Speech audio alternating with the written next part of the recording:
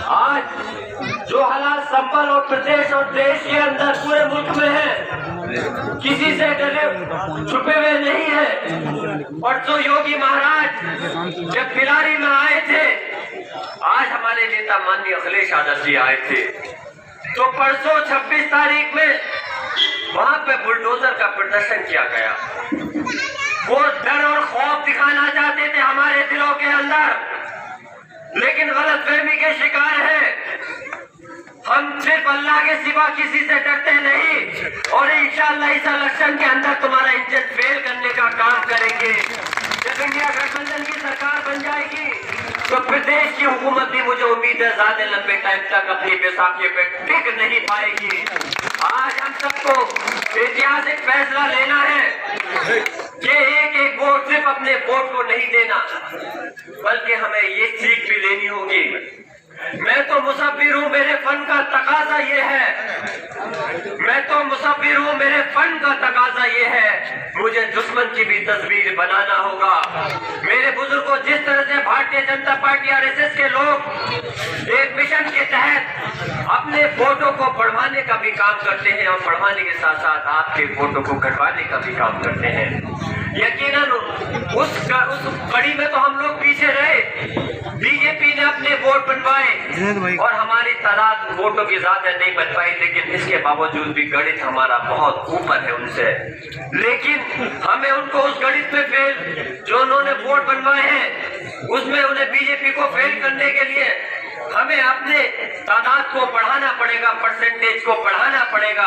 याद रखना, ऐसा नहीं हो कि गर्मी अगर ज्यादा हो रही है मौसम की वजह से, तो आराम कर करके कि कुछ वोट 10 में से ये सोचे कि 7 वोट पड़ गए तो 3 से क्या हो रहा है। एक एक वोट की कीमत होती है जब काउंटिंग हो रही होती है। तब जो काउंटिंग एजेंट होते हैं उनसे पूछिए दिल की धड़कनें कैसे अप डाउन होती रहती है।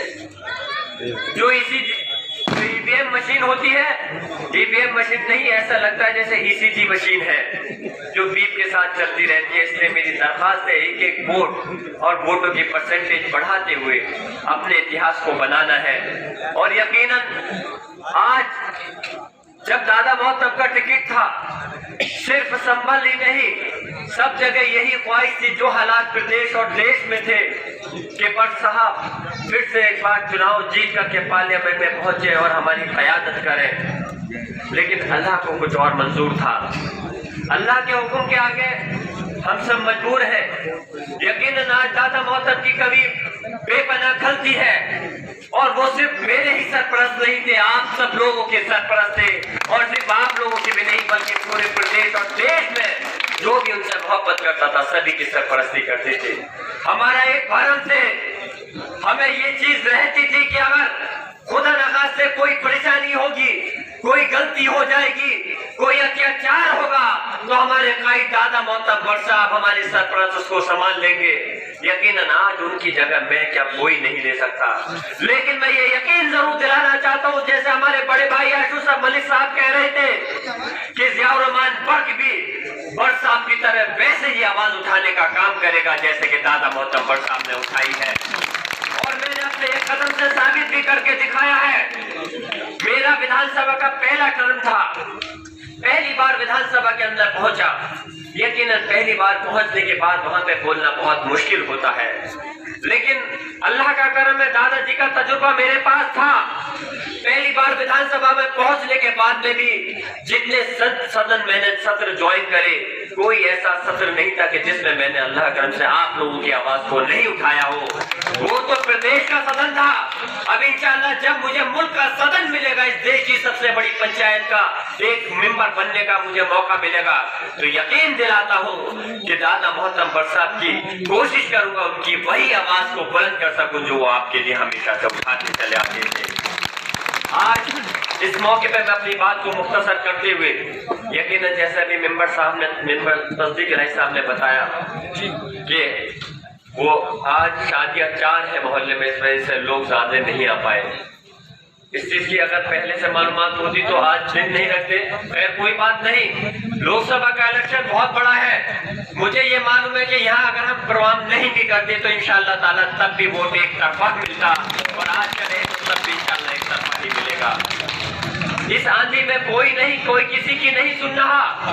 अगर बीजेपी के लोग किसी प्रधान पर, किसी राशन डीलर पर दबाव बना करके अगर फोटो खिंचवा रहे हैं तो यकीन जानना, मैं इस बात को पूरी मजबूती के साथ कह सकता हूँ, वैसे तो उनका दिल भी गवारा नहीं करेगा, लेकिन अगर वो दबाव बनाने के भी प्रयास कर रहे हैं, चाहे घूम के देख लेना कहीं भी, तो कोई उनकी पार्टी है या उनके लोग है, कोई सुनने वाला नहीं है। ये इलेक्शन कोई विधानसभा या मैं तो कह रहा हूँ लोकसभा का भी आम इलेक्शन नहीं है, ये इलेक्शन आम जनता का इलेक्शन है, पूरी कौम का इलेक्शन है। और सब लोग चाहते हैं इस बीजेपी का सूपड़ा साफ कर करके माननीय अखिलेश यादव जी के हाथों को मजबूत करते हुए इंडिया गठबंधन की सरकार को बनाना है, इस बीजेपी के घमंड को तोड़ना है। मैं अपनी बात खत्म कर रहा हूँ और याद रखना, जो कुर्बानी, जो परेशानी इस बीजेपी के टाइम में हुई है वो आपको ज्यादा बताने की जरूरत नहीं है। चाहे आजम खान साहब को जेल में डालकर, उनके पूरे परिवार को जेल में डालकर जो किया गया है, चाहे हमारे शाहबुद्दीन साहब हो, अतीक अहमद साहब हो, मुख्तार अंसारी साहब हो, जो उनके साथ में जो सूरत हाल हुई है कोई उसको भूल नहीं सकता। मेरी गुजारिश है आप सब लोगों से, कसम है आप लोगों को कि उनकी कुर्बानी क्यों जाया मत होने देना और इस भारतीय जनता पार्टी का सूपड़ा साफ होकर निकाल देना। मैं अपनी बात यही खत्म कर रहा हूँ।